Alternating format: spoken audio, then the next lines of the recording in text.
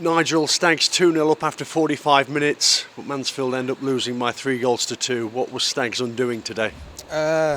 Giving the ball away in the added time of the first half, 15 yards outside our penalty area. Having had against Northampton when Stephen McLaughlin did it, and we've covered it extensively, having done it against Walsall last week and covered it extensively again to the players and saying, you know, coming up to half time, let's kick the ball in the stand or out the ground if we can, and then we'll talk about different options or what we may have done differently after that.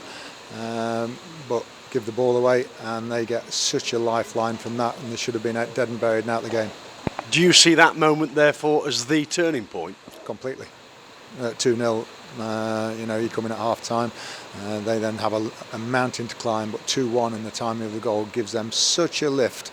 We went to Hartlepool 1-0 and got a goal within a few minutes, and then our tails were up. It's exactly the same. And then it's at 2-2, it's anybody's game from then on in, and it's who produces a cross or a bit of quality. They did. I think it's ended up going in off Hawks, has it, at the end? We thought it was a foul leading up to it in the first cross that came in when on Ollie Hawkins, but again, we're not quite getting those at the moment. With that said, at 2-1, did you still fully expect Mansfield to go on and win? Yeah, if we'd have seen through the first 5-10 minutes of the second half, because we knew they were going to come out with this renewed energy, having got that lifeline, and then you have to see that through, get to the hour mark really, and then you go on and then you press yourself and try and get a goal. I thought we got in some great positions again today. Will Swan here on Boateng, and they didn't produce a cross, a shot or something today. Which is the job as well. But for George Maris to give the ball away as he did on the back of Stephen McLaughlin against Northampton, on the back of him, George Maris doing it against Walsall in the 43rd minute last week, until we learn, it's going to be tough. What changed psychologically, therefore, going into the break 2-1 down as opposed to 2-1 ahead as opposed to 2-0 ahead? Oh, everything. The whole game changed in that one moment. You could see the way they went off in the half-time break, and as much as we lift the players and everything, do everything we can, they come out a different team in the second half. A couple of substitutions, Josh Gordon comes on running around, and then you've got to get through 10-15 minutes, and we failed to do that. But after that, it's just who's going to produce a cross, who's going to produce a finish, who's going to get a break. They got a break and we didn't. We talk about these individual mistakes costing Mansfield. Can you as manager do anything about them, or is it purely down to individual responsibility? No, it's my responsibility, but all we can do is keep telling the players that, you know, when you're a minute before half time and you're 2-0 up, or if you're 88th minute here against Northampton you're 1-0 up, I'm not particularly interested in us playing nice football. I'm interested in us winning the game. And that's the difference, I think, with teams like us and maybe Stevenage who are up there. They will smash that ball in the corner, out the ground, whatever's necessary to get through 90 seconds to get in 2-0 up at half time. From Barrow's point of view, what impact did bringing Josh Gordon on have? Yeah, he was lively. I was quite surprised he didn't start the game actually, but he came on and straight away he was lively.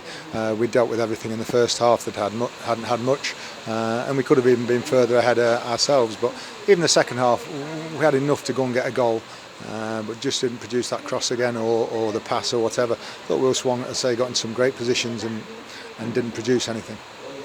How did you endeavour to go about changing the course of the game? You changed the formation a couple of times in the second half. Could you take us through it? Well, at 2-2 we're trying to win the game as well, so we went back to a 3 to try and get Oatsy, directly up the middle, and then flicked it around. And then when you go 3-0 down, you need Hawks back up there to try and get a flick or something. But even when the balls going into him late on weren't good enough. Jason Law had a couple where he didn't reach him, and all you need is one to reach him. It might be a knockdown or anything, but the subs didn't have too much of an impact either today.